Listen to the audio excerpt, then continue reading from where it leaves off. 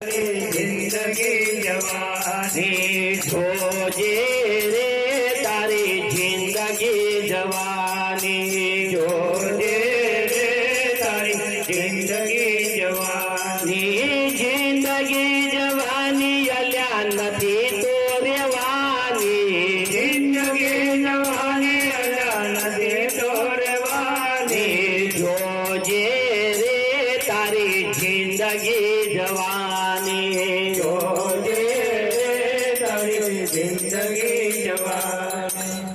नंदू महाराजे जोजे रे तारी जिंदगी जवानी काका जिंदगी कोईनी रही नहीं और कोईनी રહેવાની પણ નહીં કાકા રામકૃષ્ણની नहीं रही तो તમારી મારી ચોથી રહેવાની છે પણ આ જિંદગી પૂરી થાય એ પહેલા આપણે પરમાત્માની પ્રાપ્તિ કરી લેવાની છે તમે જુઓ બાળપણ જાય છે જવાની જાય છે ગળપણ આવે છે અને જિંદગી પૂરી થાય છે દાખલા તરીકે આપણે કોઈ જમણવાર રાખ્યો હોય ને જમણવાર તો જમણવારની અંદર જેટલી વાનગીઓ બનાવી હોય ને એ હવ પહેલા આપણે પીરસી દઈએ અને હવના છેલ્લે શું આપીએ ભાત આયા પછી બીજું કશું ના આવે સીધું હાથ ધોવાનું આવે એમ આ ગળપણ આયા પછી બીજું કશું આવશે નહીં સીધી હરાજી એમ ભેગી કરવાની આવશે એટલા માટે આપણે ચેતી જવાની જરૂર છે એટલે નંદુ મહારાજે આગળ ભજનમાં કીધું ચેતરે ચેતાવો કાળ મોથે ઉભો છે ચેતરે ચેતાવો કાળ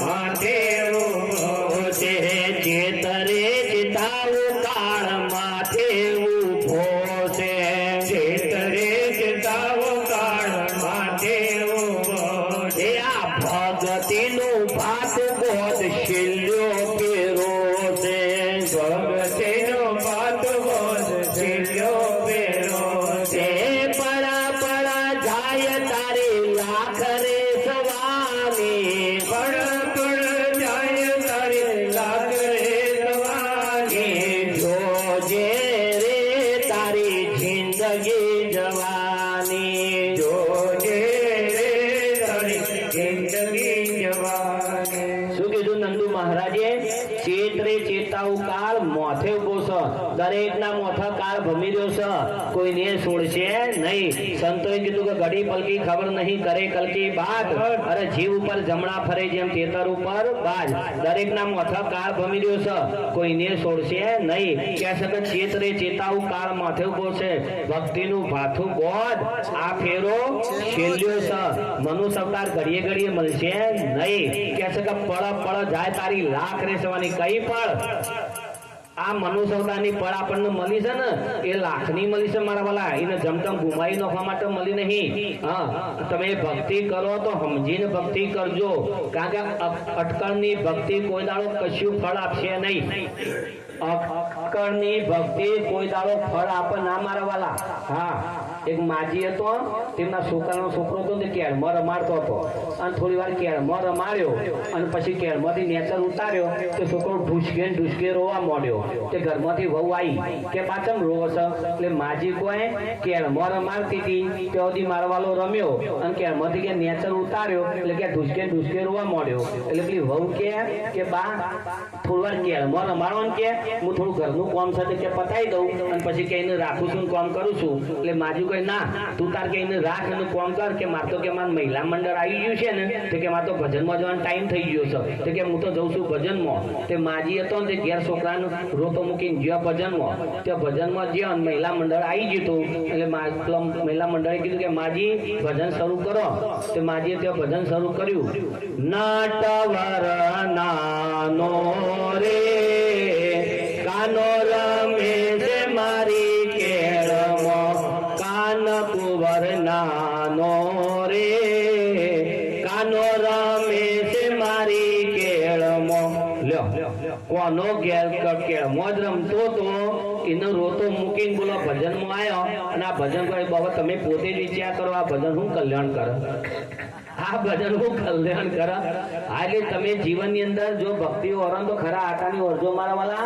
પોલમણ વાળી ભક્તિ ના વર્તો કારણ કે બેનનો છોકરો હતો તે મોદો પડ્યો ત્યાં બેનને મોનતા મોની કે હે ભગવાન કે જો મારો છોકરો હાજો થઈ જશે તો કે આભલા જેવી રોટલી ચડાવો વાભલા જેવડી રોટલી ચડાવીને મોનતા મોની તે છોકરો હતો તે હાજો થઈ ગયો એટલે એના ઘરવાળા ક્યાં મોડ્યા કે તમે આભલા જેવડી રોટલી ચડાવીને મોનતા મોનીના છોકરો હાજો તો થઈ ગયો પણ કે તમે આવડો મોટો તવો ચોથી લાવશો એટલે એમની ઘરવાળી કે એ તો કે હું ભગવાનનો ફોલ લાવતી હતી એમ આપણે આવી ફોલામાં મારી ગતિ કરીશું તો કોઈ મેર પડશે નહીં. અરે આ દાવરે મળ્યો સતન ખૂબ રે મજાનો દાવરે મળ્યો સતન ખૂબ રે મજાનો આ દાવરે મળ્યો સતન ખૂબ રે મજાનો દાવરે મળ્યો સતન ખૂબ રે મજાનો કરી લે વિચાર અલ્યા એકલો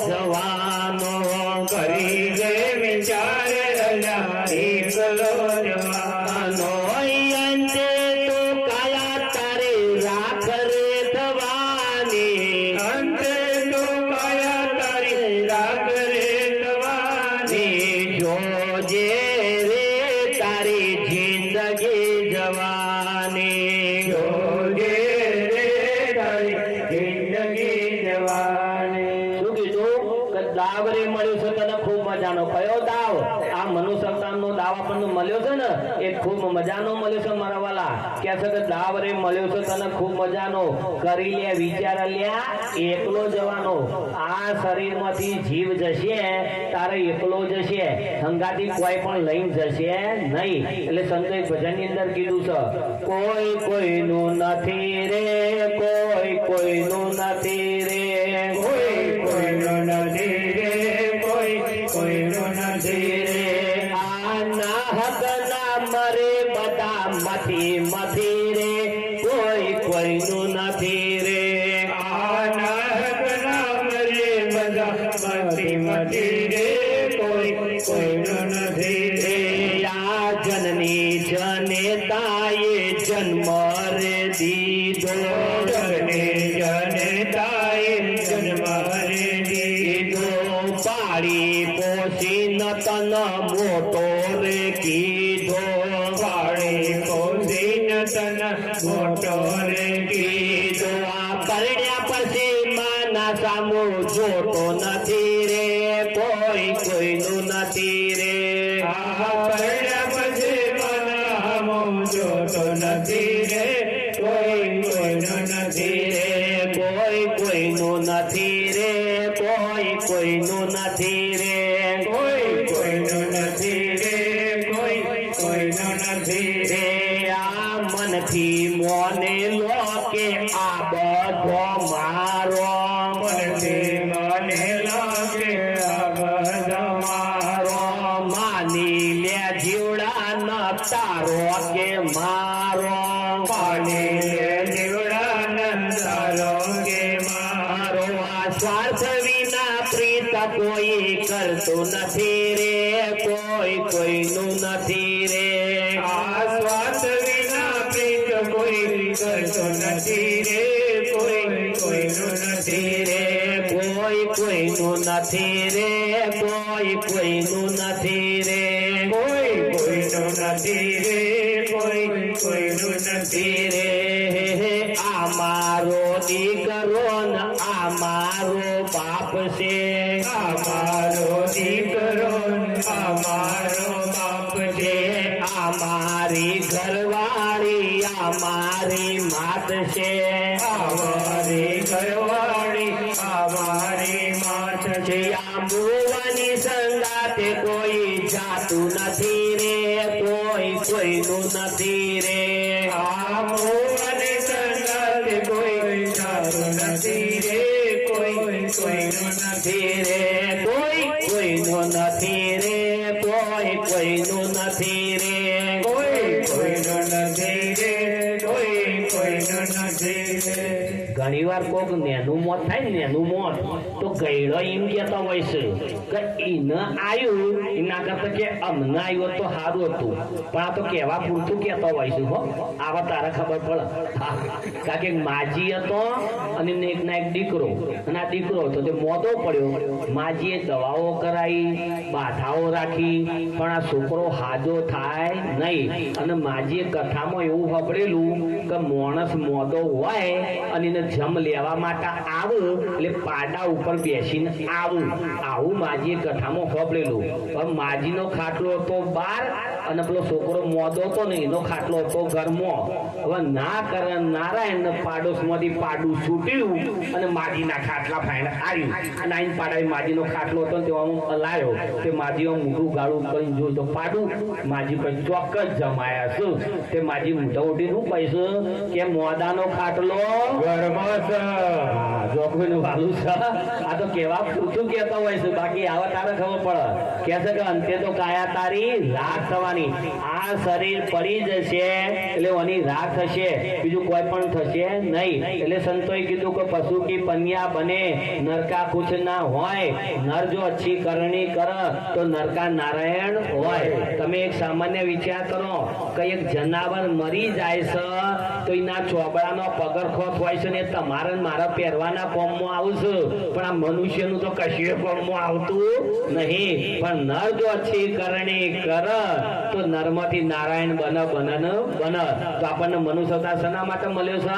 નરમાંથી નારાયણ બનવા માટે મળ્યો છે. જમતમ વેડવ્યું નાખવા માટે નહીં મળ્યો. એટલે કબીર સાહેબે કીધું નર નારાયણ તારી કાયા બનાઈ, નર નારાયણ તારી કાયા બનાઈ, ડોગરા તો મત રેવણાજી, ડોગરા તો મત રેવણાજી, અરે ડોગર મોણસી તો પશુ બરાબર, ડોગર માણસ તો પશુ બરાબર, ઓશિકા સંગ મત કરનાજી, ઉદકા સંગ મત કરનાજી, હરિનવ જન્મ હાલો પરવણિયા, હરિનવ જન્મ હાલો પરણિયા, પ્રભુનવ જન્મ હાલો પરવણિયા, પ્રભુનવ જન્મ હાલો પરણિયા, ફેર જન્મ નહીં કરનાજી. ફેર જન્મ નહીં કરનાજી. તો આપણે શેના માટે ભક્તિ કરવાની છે? કાકા જન્મ્યું છે ને એ તો દરેક નું ચોક્કસ જવાનું પણ ફરીવાર કોઈ માતાના ગર્ભવાસમાં ના પૂછ પડે એના માટે આપણે ભજન કરવાનું છે. મારા વાલા એક ભાઈ હતો તે બહુ મોઠા ભારે, બોલવામાં બહુ કજાર, અને બધા ભક્તો ભજન કરીને આવતા હતા અને આ ભાઈ હોમો મળ્યો. એટલે પેલા ભક્તોને કહે કલ્યા તો જ્યાં હતા. પેલા ભક્તો કહે કે ભાઈ અમારા ગુરુ મહારાજ આવ્યા હતા તો કે અમે ભજનમાં જ્યાં હતા. એટલે પેલો ભાઈ કે તાન તમારા ગુરુ મહારાજને કહેજો ને કે મને કંઠી બોલશી. એટલે પેલા ભક્તો વિચાર કરવા માંડ્યા કે આ તો આવશે કે આપણી સભા બગાડશે. પણ બે ત્રણ ભક્તો સમજુ હતા એટલે બે ત્રણ ભક્તોએ કીધું કે ભાઈ અમે ગુરુ મહારાજને વાત કરીશું અને ગુરુ મહારાજ તને કંઠી બોલવાને હા કહેશી તો આઈને તને હા કહીશું અને ના કહેશી તો આઈને તને ના કહીશું. બીજા દાડ ભક્તો ભજનમાં ગયા અને ગુરુ મહારાજને જઈને વાત કરી કે ગુરુ મહારાજ અમારા ગામમાં એક ભાઈ છે બહુ મોઠા ભારે છે અને બોલવામાં બહુ કજાળ છે, અને રહ્યો કે એમને પૂછતો હતો કે તમારા ગુરુ મહારાજ કે મને કંઠી બોલશી. એટલે ગુરુ મહારાજ તમે તાર કે બોલાવી લાવજો કે મારે એવાનું જ કામ છે. તે ભક્તો આવીને વાત કરી ગયા કે ભાઈ તને ગુરુ મહારાજે કંઠી બોધવાની કીધી છે તે તું જજે. ત્યાં ભાઈ તો બીજા તાર બની ઠણીને આયા અને આઈને ગુરુ મહારાજને કહેવા માંડ્યા કે ગુરુ મહારાજ તમારે જે માગવું એ માગો પણ કે મને કંઠી બોધો. એટલે ગુરુ મહારાજ કહે કે ભાઈ મારે તારા પાસેથી કશું લેવું નહીં, તું તારે કોમ કર, નકામી વસ્તુ હોય ને એવી લાઈન કે મને આપ. પેલો ભાઈ કે ગુરુ મહારાજ નકામી વસ્તુનો કે ઢગલો કરીને કોઈ ઢગલો કોઈ બીજું માંગો બીજું. ગુરુ મહારાજ કહે ના ભાઈ તું તાર નકામી વસ્તુ હોય ને એવી લાઈન કે મને આપ. આ ભાઈ ત્યાંથી બહાર નીકળીને થોડો આગળ ગયો એટલે એની નજર કૂતરા ઉપર પડી કે આ કૂતરું નકામું છે. આવતા જતા જે તેને ભ ભ કરે છે અને કોણ પટપટાઈને અપશકન કરે છે અને જઈને જેવો કૂતરાનો કોણ પકડ્યો એટલે કૂતરાને વાચા થઈ કે એ મારો કોણ ચમ પકડ્યો છે? અરે કે તું નકામું છું તને ગુરુ મહારાજ પાસે લઈ જવું છે. પેલું કૂતરું કે લે હું નકામું નહીં, મારામાં 3 ગુણ છે. કે કયા? જો કે મને ધણી કટકો રોટલો નાખે છે તો એના ઘરની કે હું વફાદારી રાખું છું. બીજું 12 મહિના હું કે બ્રહ્મચર્ય પાળું છું. અને ત્રીજું મને કોઈક લેહ કૂતરા લે કે તો આવું છું અને હોળ કૂતરા હોળ કે કે હું જતો રહું છું. અને જો તનો કૂતરો કીધો હોય ને તો 100 મહિના સુધી કે બોલાવું ના. પેલો ક્યારે વાંચતો નહીં, બરોબર છે. હવે ભાઈ ત્યાંથી આગળ ગયો એટલે એની નજર ગધેડા ઉપર પડી અને જઈને ગધેડાનો કોણ પકડ્યો એટલે પેલા ગધેડાને વાચા થઈ એ કે મારો કોણ ચમ પકડ્યો છે? અરે કે તું નકામું છું તને ગુરુ મહારાજ પાસે લઈ જવું છે. પેલું ગધેડું કે હું નકામું નહીં, મારામાં 3 ગુણ છે. કે કયા? જો કે ધણી મારી પૂંઠ ઉપર માલ મૂકે છે ને તો કે હોમાં ધણી ના ત્યાં કે હું સેફ સાઈડ જઈને પોકારી દઉં છું. બીજું આ ધણીના ઘરનું કે હું કદીએ કશું ખાતો નહીં, ઉકેલોના સોતા ચડું છું અને આ ધણીનું કામ કરું છું. અને ઉપરથી કે ધણી મને ધોકો મારે છે તો એનો ધોકો કે હું ખાઉં છું. લોકો હારી વાત તો એ બરોબર છે. આ ભાઈ ત્યાંથી આગળ ગયો ને એટલે એની નજર વિષ્ટા ઉપર પડી, વિષ્ટા ઉપર. અને જો વિષ્ટા પકડવા ગયો ને એટલે પેલી વિષ્ટાને વાચા થઈ કે એ મને ચમ પકડે છે? અરે કે તું નકામી છે તને ગુરુ મહારાજ પાસે લઈ જઈશ. પેલી વિષ્ટા કે હું નકામી નહીં, હું તો કે પેલા અન્ન દેવતી અને મારો તો કે 32 જાતનો પકવાન બનતો હતો અને આ ભગવાનના આગળ કે મારા થાર ધરાતા હતા કે જમવા પધારો નંદલાલ મારા પ્રેમની થાળી. પણ કે તારા હારા થઈને હાથના શરીરનો સંગ કર્યો ને એમાં કે મારી આ દશા થઈ. એટલે પેલો સમજી ગયો કે બુરા ઢૂંઢણ કો મેં ચલા બુરા ના મિલ્યા કોઈ, અરે દિલ ઢૂંઢા જો આપકા તો મુझसे બુરા ના કોઈ. તો આ જીવ માયાના પાછળ પડી ગયો છે. જો ભગવાનના પાછળ પડી જાય ને તો એનો બેડો પાર થઈ જાય, પણ માયાના પાછળ પડી ગયો છે. જેવી માયાના પાછળ